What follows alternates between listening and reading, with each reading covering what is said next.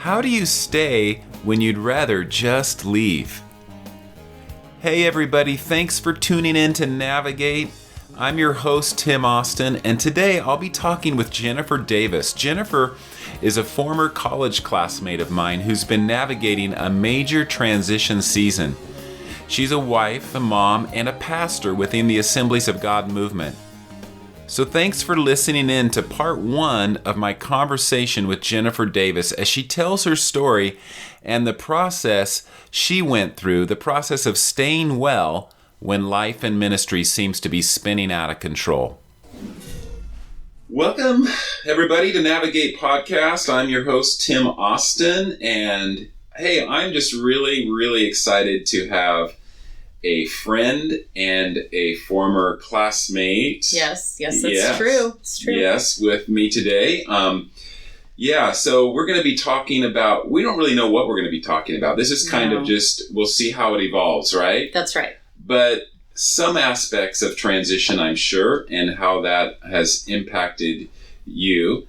But let me tell everybody who you are. Okay, that's a good idea. Yes, right. I'm the mystery voice. The mystery voice. Mystery voice. Okay, I have with me Jennifer Davis, and it's still hard for me to put that last name on there because from our college days, university days, it was Gregory. That's right. Right.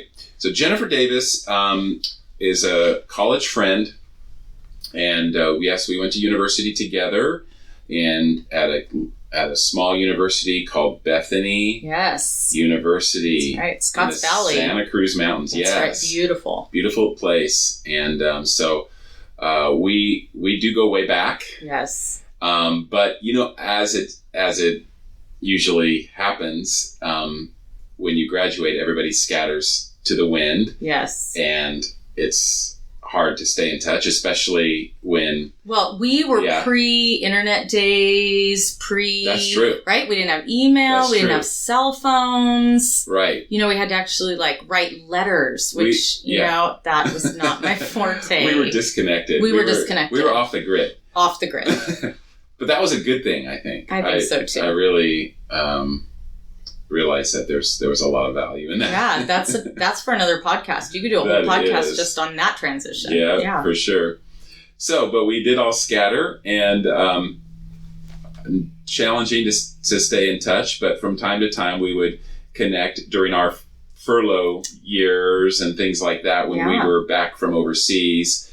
But it's been really cool because now you have moved closer to us. Yes. Tell us about this move. Well, I would say, first of all, it's just so exciting to be here with you. And I think it's interesting that your transition and our transition, my family's transition, intersected. Yeah. And so I just continuously saying at home, I just feel so fortunate that at this season in life, almost 30 years after college, that we would be able to have close friends, literally down the street. Cool? It's wonderful. So, yeah, it's like a gift. You were on the other side of the world. So I was in Northern California, San Francisco Bay Area, the entire time in local church ministry. Okay. Pastoral ministry. So you're a pastor. Yeah, I'm a pastor with the Assemblies of God, and have always served in associate pastor roles in 3 different churches in Northern California. Actually, I should stop saying Northern California, just the San Francisco Bay Area. Okay. And so you guys would come home to that area, and we'd be able to reconnect. Yeah. And that was great. But that's where I've spent all my post-Bethany days. Okay. Is in Northern California. Yeah. Cool. And so now, as of when you have moved closer. Yes. So we live in Folsom now, Folsom, Sacramento region. And let's see, it's been a year. It's been almost exactly a year that my family made a decision that ushered in my big transition. I know that that's what we're going to talk about today, right? Transitions. And I actually resigned my position. I was an executive pastor at Valley Christian Center in Dublin. And we prepared for that transition. And my last Sunday was the end of June. Okay. And we said goodbye to people that we had lived with and labored with and partnered with for years and years, and closed the door on just a really amazing chapter of life and ministry, and entered into my transition season, and actually ours as a family. So, Okay. Yeah. Yeah. Wow. So it was you were transitioning from a really a long season of pastoral ministry and life and roots and community and all that in one area. Yes. And so that's big. Yeah, it was huge. We actually had lived, the area we were in is called the Tri-Valley area, and we'd lived there for about 16 years. And just a wonderful community of churches in that area, all different denominations. Pastors have relationships with each other. We've done a lot of things. Our church had partnered with a lot of other local churches.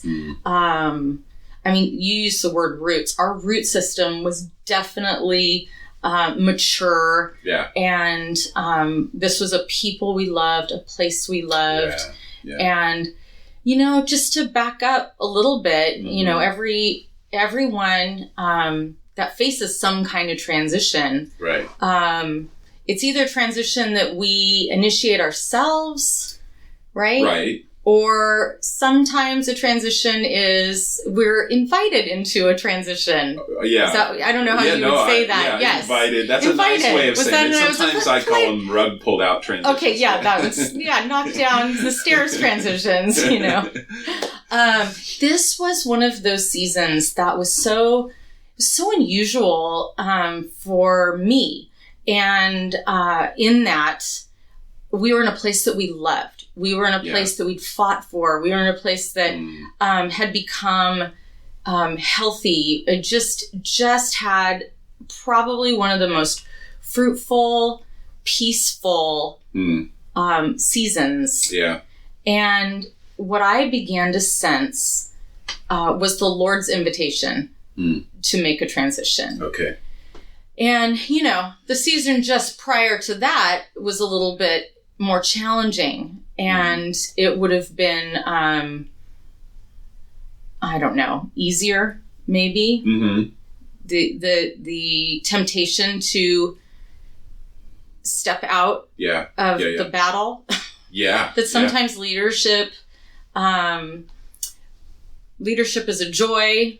Right. Leadership is sometimes I don't know, I'm just seeing a UFC fight, you know, in my head. You know, sometimes it's you know, takes its toll on us, you know, those of us that lead in whatever area you lead in, whether it's business or in the church or in your home.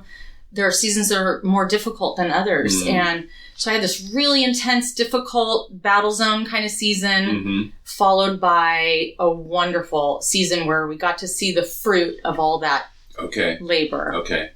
And so your transition wasn't a reaction to a really hard fight or battle or discouragement. No. It was coming out of that, but then into a really good season. Yes, a really great season. And you know, it was so peaceful. There was such a sense of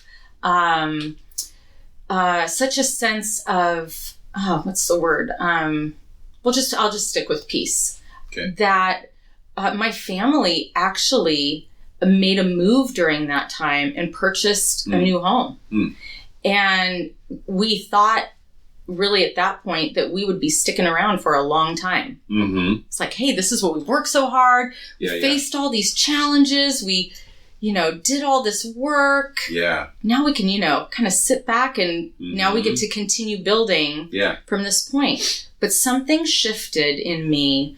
And, you know, people have asked me about this. Like, how did you know? How did you know it was time to step away? And I think one of the biggest challenges in leadership is to know, and I'll focus in on the church, in my experience, is to know your season, to know what season you're in, and to know, I think too often, because we don't understand the season that we're in, we leave too early or we stay too long. Right. And what I was beginning to understand, just from my time with the Lord and kind of paying attention to what I was seeing all around me Mm-hmm. was that my season and my assignment in that particular church was actually coming to a close. Mm-hmm. And it kind of took me off guard at first. Yeah. I thought, wow, am I just experiencing a great honeymoon? Is the honeymoon coming to a close of this new peaceful season? Mm-hmm. So I just had to pray a lot, talk to my husband a lot, just processing what was actually happening. And what I realized was what I had been called to do was done. It felt a little bit like graduating, like when we were at Bethany together. Yeah. I remember that last semester, so much anticipation and excitement about the future, but like there was also it was bittersweet. We love this place. Yeah. We love our friends. Right. It's again pulling up roots. Yes, but it was time to do pull up roots. And so So I want to get back to this. How do you know when it's time to go? Yes. To discern all of that, God's voice in that, God's will in that. But going back to when it was hard. Okay. Yes. Not to bring up, too many, but going back to when it was PTSD. hard. Yeah. PTSD. PTSD, right. But going back to when it's hard, mm-hmm. how do you discern what are some processes what were helpful for you? Because it is, like you said, a temptation to just want to escape. Yes. And not create a space, not give space for processing that hard season and then making a decision based on really, the confidence of, okay, this is God's will. Yes. Moving on or not. So how do you when it's hard, how do you stay? How do you stay well? Oh, you know what? Oh, it's so interesting. Let me go back. And if I start twitching, you'll just know. You'll know. No. You know what? Honestly, I think it's important to know that you are in the right place. Mm-hmm. Period. Right? We have to know that, at least as believers, we have to know that this is my assignment. God's assigned me to this. Yeah. And so I'm going to stick with this until he says, let's do something different. I think I'm just really seeking, my mindset is, my theology is that we're partnering with the Holy Spirit in ministry. So if he asks us to do something, he puts us in a situation and it's challenging, there's the temptation to walk away when it's difficult. Right. If you don't know that this is what you're called to do. Yeah. So I will say I had a deep sense of vision and a sense of responsibility. This, I think everyone hears from the Lord about their assignment differently, but the way I discern when the Lord's calling me to do something is I will have a vision for it and a sense of responsibility. That this is what I am supposed to be doing. So I had that. So there was, a lot of stress, misalignment, just organizational challenges that we're facing every day. And I really had to go into that portion, that season, we're talking about knowing our seasons, almost with a battlefield mindset. Now, we're not battling the people, but, we wrestle not against flesh and blood, right? Yeah. But against principalities, powers, etc. So there are, the challenges of just humans working with other humans, personalities, etc. But then that there's an actual resistance coming against you, and everything that you're trying to do to bring order and build a kingdom culture in this church environment, there's great resistance. So my mindset became, I've never served in the military, but I felt almost like a soldier during that season. And I found that I had to fight for I had to fight to carry peace. And so what that meant for me personally was getting up earlier and earlier and earlier. So my days would start at 4 a.m. And what I found was every day I needed to sit in the Lord's presence. I needed to worship him. It was not formulaic for me. Some days I literally was sitting in my, my prayer chair, just soaking in his presence and listening to worship. Some days I was devouring scripture. But I had to do something to connect my heart and align myself with the Lord every day so that I could keep his mindset and carry his peace. Right. And I had to bathe myself in his presence every day. But that also meant every morning, I would exercise every morning. Okay. And there was that sense of the self-care of stress relief in a healthy manner. Sure, yeah. And so I think I probably was my healthiest during that time? During that season. Okay. Because, you're pressed on all sides. And it drove me. It was a great season of growth. It was a difficult season. But it was a great season of growth because it really drove me to seek the Lord as my source for wisdom, for peace. Yeah. And then that working out every morning. I can remember learning to do a forearm plank, and holding it longer and longer and longer and longer. And there was really something to that daily discipline of, if I can hold this forearm plank for a minute, right? This is hard. I can face what I'm going to face today. Right. Yeah. And so what was I motivated by with that morning time to drive me to all of that discipline? I'd leave the house about 7:30. So it took me hours to prepare to leave.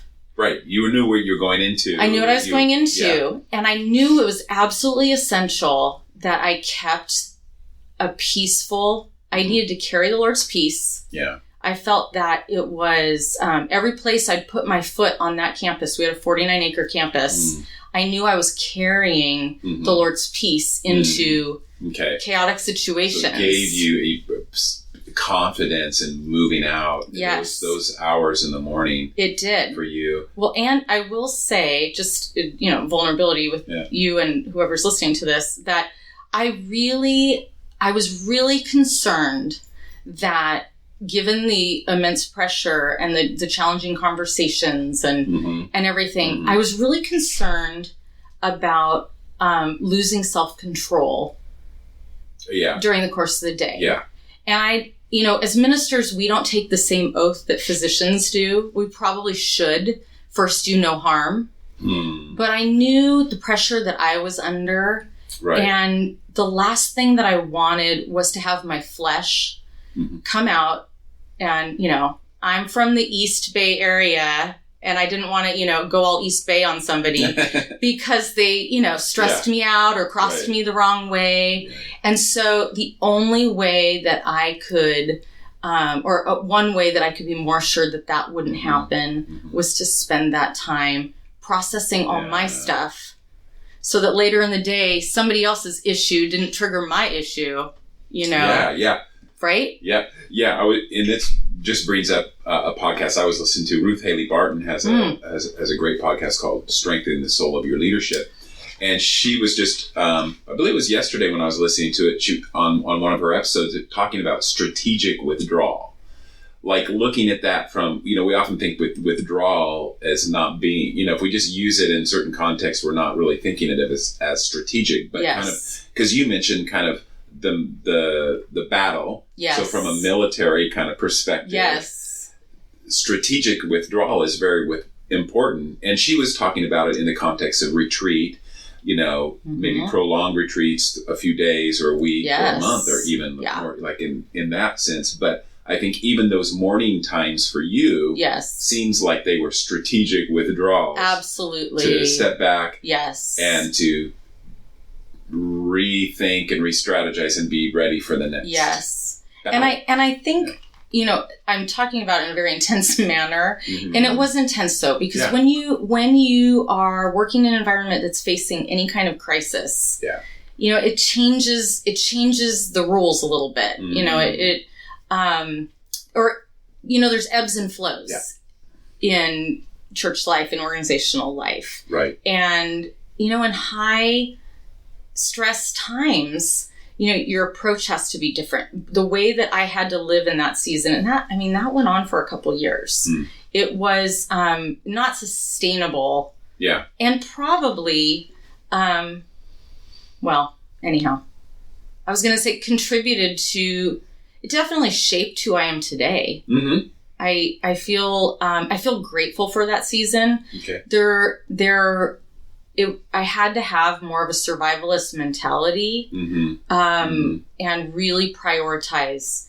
I had to prioritize my relationship with the Lord and my relationship with my family, and then my relationship with the church and schools that I served. And during that season of life, I said no to like everything else, invitations for social events. And I don't think that's healthy as a way of life, but I can say that coming through that season,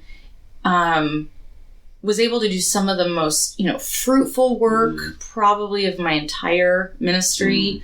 And my relationship with my family deepened with my husband. We have one son. With my son, we really kind of cocooned together. But I don't think it's healthy to work that way for prolonged periods of time. Mm-hmm. And unfortunately, I think some people do approach all of life and all of ministry. In that with that battlefield mindset. Right. My son and I were just talking about that, how workaholism, isn't a virtue and, something to aspire to. And yet in our culture, even our Christian culture, so often we, can be very performance based and, for sure. right? Yeah. And, anyhow. Yeah. There's so many things that can steer us off course, like just the whole people pleasing approach, and I'm here to serve, and we just go and don't run run ourselves empty, and so sustainability, that whole long-term sustainability piece. Adrenaline, we can get really addicted to adrenaline. And, there was a high. There's almost a high. I can remember, like, the night before, the next day I'd get, my phone would remind me, you have 14 meetings tomorrow, and life just, I ran at such a clip that, I think that's why my morning time was so grounding for me, because, I don't know, there's just an adrenaline that you fly on, and, grounding myself in the Lord's presence, and having, like I said, like even exercising and experiencing, you have an endorphin rush, which is very healthy, was good, but I could see how, I don't know, you just become very addicted to that pace. Yes. Yeah, right? Right. But for you to step back in those morning times and to just recenter, refocus on, and I think that there's a lot around, for me personally, when I'm in those kinds of seasons and I step back, and for me it might look like, we live in the mountains, so getting out in nature and walking my dog in the woods or whatever, but it takes that for me to kind of re-center myself in God's purpose, and who I am in Him, and not the, on one side the criticisms or the accolades, on the other side, or whatever I'm getting or receiving from people, who I am in that. And so that brings us into a place of where we are able to serve out of that source rather than just all the time, like you said, adrenaline, but long term, how is that going to sustain us? Yeah, exactly. So, well, okay, so that was kind of that's why I wanted to go back there to that hard place and how you stayed. Yeah. And made that decision to stay. And it sounds like, what I'm hearing is that was a big part, just being able to increase your time with the Lord, just to really focus in on Him, having conversations. Were there any other things, like key conversations you had with people? Like, were there any pivotal points that, well, number one, how close did you get to saying, I'm out of here? And were there any key pivotal points there, like conversations or anything that really turned the... I can say that there was a point where I felt like maybe the work that I was doing was futile. Mm-hmm. And probably any of us, any leader that's, yet to experience a breakthrough. Right. Has probably asked themselves the same question. Yeah. And, there was a point where I thought, let's just leave it at that. But it felt like maybe this is futile. Maybe the change that we're working for isn't going to happen. Maybe, maybe my labor here is in vain, And so I think primarily most of my conversations were probably with my husband. Yeah. And we would talk together and process together. And I think I'm trying to remember, I blacked it all out. No, I'm just kidding. I can remember getting to the point when it was just before the dawn. Yeah. And we were very much prepared to step away. Mm-hmm. It was like, this is not sustainable. Mm-hmm. And things aren't going to change. Yeah. Now I realize, wow, I was a little discouraged. Yeah. Probably discouraged and tired. Mm-hmm. Really tired. And then, I can remember clearly, some decisions were made. The board made some decisions, and suddenly everything snapped into place. Everything wasn't fixed or mature, but the alignment came. And it was like a complete shift in the atmosphere. I can still remember where I was. And I attended a meeting. There was a group of us, all the senior leaders, key people were in a room together. We had to make some more difficult decisions. Right. But what was different about this moment is alignment had been... I don't go to the chiropractor. Do you go to a chiropractor? I know. I don't. I have friends, like, they swear by it, right? Yeah. But they're like, I had a problem. Ache, pain. I went to the chiropractor, and now I'm back in alignment, right? So... there was alignment organizationally and in the spirit. And I think the alignment in the spirit came first. And then, you make the organizational decisions to match that. Yeah. And I remember sitting in this room and, suddenly it was like from the Wizard of Oz. And remember, everything was black and white. And then she opens the door and everything's in color. And suddenly... there was oxygen in the room. It was completely different. Yeah. And I called Dwight's my husband, and said, honey, it's not time to leave. And it was like, I felt like, I've told friends that I felt like the Lord physically put a new coat on me. It was like He put a new garment on me. And it was His grace for the remainder of that season. Yeah. And I went from feeling like maybe this is futile to seeing the breakthrough. Yeah. And really understanding that my assignment wasn't over. Okay. Yeah. and even facing some things that I wasn't at all interested in doing, 3 days before, to knowing I now have vision and a sense of responsibility. And it was the enabling, empowering grace that came from God. And that's what he does for us. He calls us to something and he empowers us to do it. Yeah. It was so powerful. Yeah. And you gave time for that shift to happen. And I think that's really key. Like when we're going through big transition seasons or things that look like a big shift in life or ministry or just stressful times that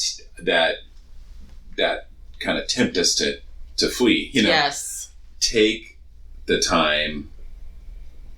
There's a lot to be said, right, about perseverance, but just take the time to endure, to really find ways to create space to hear God's voice in that. Yes. And to make a decision based on that rather than the moment. Yes. So good. So that from that moment on, really experienced what I said at the beginning of our talk was that it was the season of peace. Mm-hmm. And